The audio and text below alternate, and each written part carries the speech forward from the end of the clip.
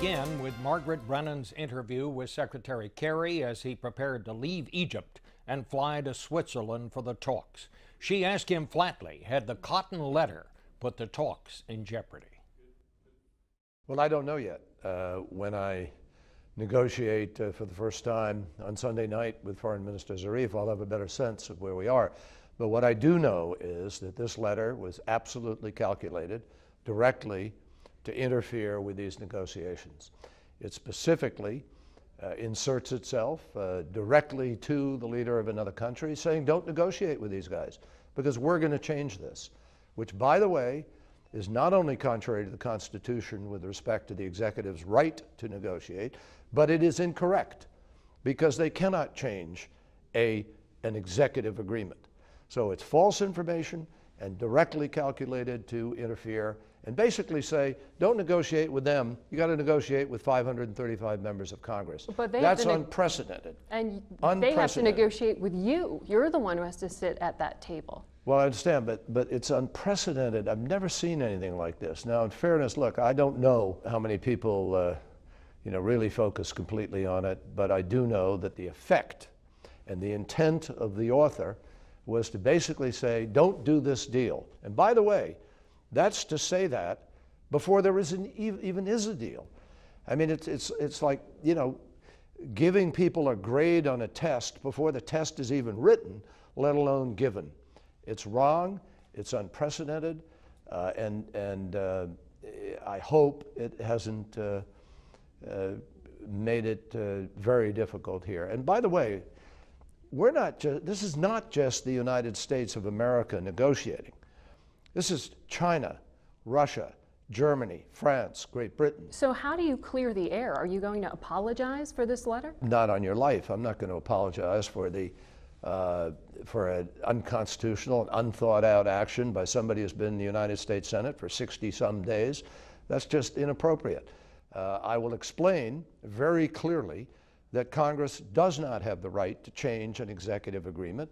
Another president may have a different view about it, but if we do our job correctly, all of these nations, they all have an interest in making sure this is in fact a proven peaceful program.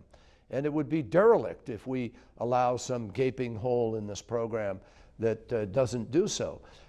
But let's see what it is first.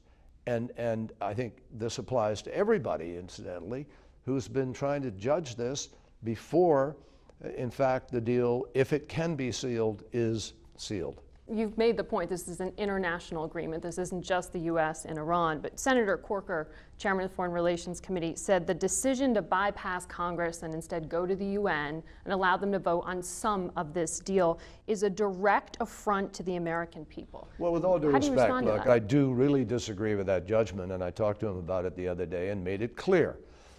We are negotiating under the auspices, to some degree, of the United Nations.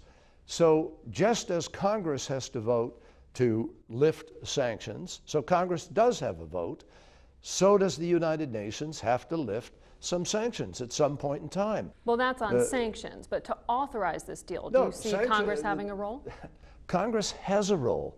We have had over 205 briefings, phone calls, discussions with Congress. 119 of them have taken place since January of this year. We have been in full discussion with Congress on this. We've been in full discussion with allies in the region.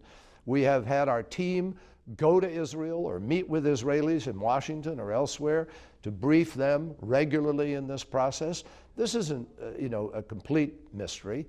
And the fact is that but we also have been operating under a rule that everybody understands.